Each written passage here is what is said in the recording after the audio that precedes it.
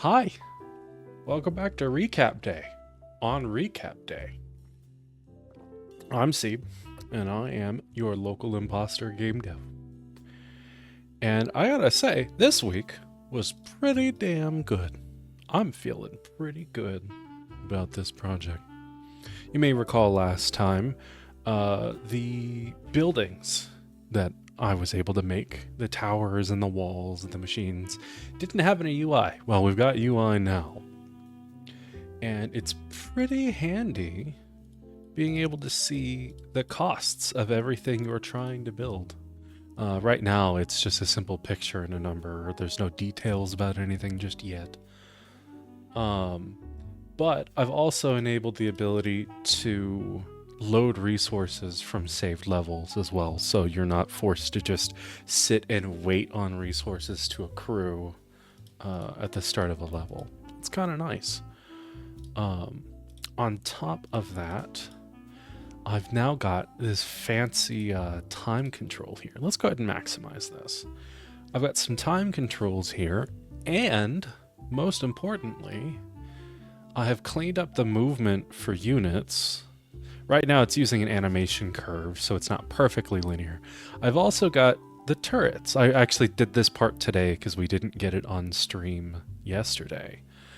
I've got turrets rotating towards the targets they kill, which is nice. There's still no good visual feedback other than that, but I mean, it's all right. It works. It gets the job done. There's some noticeable hitch when you go to change speeds, or you go from like a speed to pause and back. But save for that, which is probably a simple fix that I just haven't figured out yet, I'm really satisfied with how this is going.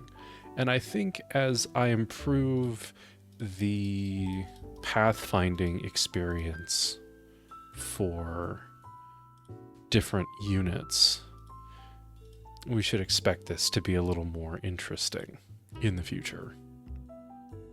I like it. I had a lot of fun making this, and I'm excited to see where it goes. I will also say a good portion of the work this week went to cleaning things up under the hood. If you're familiar with the Trello board I've got, essentially two of these were for modularizing one system for adding new buildings, like crops and processors and turrets, things like that. And I kind of extended that to a few other systems. I also got rid of a lot of like hard direct references to things in exchange for interfaces and contexts. And it's all loosely coupled code, and if you know what that's about, it's not a big deal. I traded one problem for another one, but the other one's kind of better. Call it cope. I think it's fine. But with the UI and the improved movement and making my code easier to use and easier to debug and easier to understand, I am pretty satisfied with this first QOL pass, this first quality of life pass, just trying to improve on existing features. And while there's a lot that still needs to be made, and in particular, I want to really readdress this UI. It's in a good state where I'm almost ready to put this in people's hands and say, hey, here's a toy I've got that's a demo. It's a prototype of a demo of a game I'm working on. Tell me what's interesting. Tell me everything else that's not. And if nothing about it's interesting, please be honest. You won't hurt my feelings much. But beyond this QOL pass, I want to start polishing, and I mean not to like a finished product polish, but I want to put it all through a filter and start making some better sprites and adding some visual feedback, like little particle effects for turrets shooting units and buildings when they die or get deconstructed. Putting off particle effects. Maybe there are particle effects when you put them down. I'd like a terrain that's not my debug view. and maybe change my background from the default Unity blue that every camera has by default. Put a little effort into what it looks like at this point, especially the units that don't have sprites. I'm not going to be making anything like animated yet, as much as I'd like to. But it'll be a start.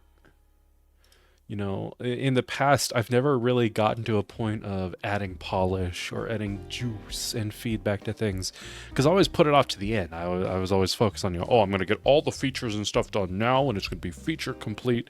And I never did it, because I always burned myself out on literally everything else. Never mind the fact that I was also really inexperienced and didn't think ahead very well. That's an entirely different problem.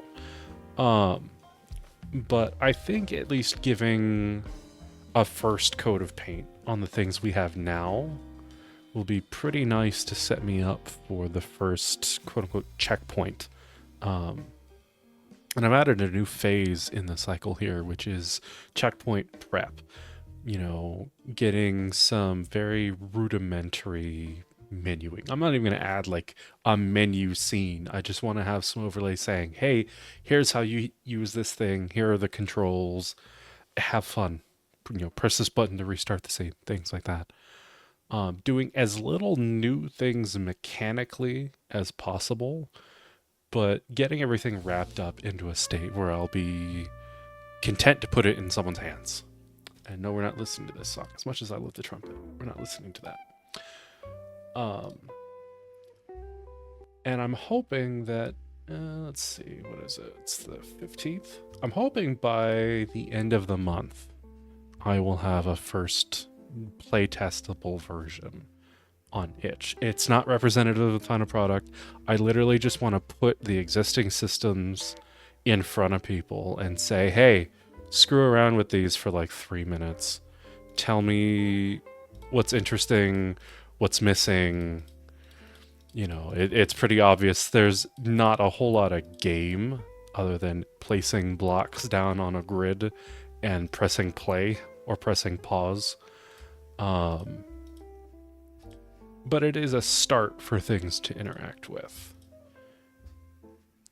Moreover, I also want to space things out a little bit. I'd like some time to really flesh out some of the broader design ideas I have. Because I've done this 3 separate times before, but I've never playtested this early. And I'd like to be better informed when we get to that point. Anyway, before I ramble any farther, I want to say thank you for sticking around. I've never really held a project over very long when it came to holding myself to account. And I'm enjoying this process. And I'm looking forward to doing more in the future. So be on the lookout in the next week or two. Next recap, we recap after that, for a link to the actual itch page that I'm going to have to cobble together for this. And it's not going to look pretty, but it'll have a game on it. And that's important. Until then, I will see you on the next recap day. Yeah, that's about it.